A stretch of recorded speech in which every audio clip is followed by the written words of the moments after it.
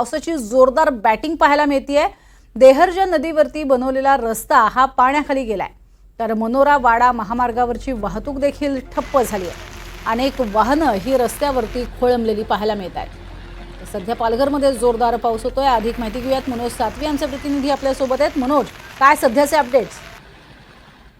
प्रज्ञा, रात्रीपासूनच पालघर जिल्ह्यामध्ये सर्वत्र पावसाने जोरदार हजेरी लावलेली आहे आणि साधारण विक्रमगड आणि वाडा तालुक्यात झालेल्या मुसळधार पावसामुळे मनोर वाडा महामार्गावरील वाहतूक ठप्प झालेली आहे।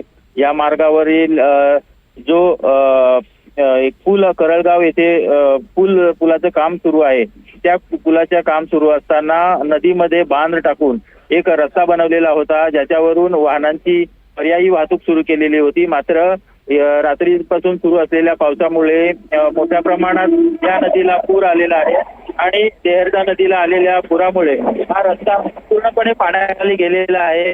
त्यामुळे या मार्गावरील वाहतूक आहे ते पूर्णपणे ठप्प झालेले आहे। वाहन चालकांना मोठ्या प्रमाणात अडकून पडलेले आहेत आणि या पावसामुळे या रस्ता पाण्याखाली गेल्यामुळे नागरिकांची मोठी गैरसोय निर्माण झालेली आहे।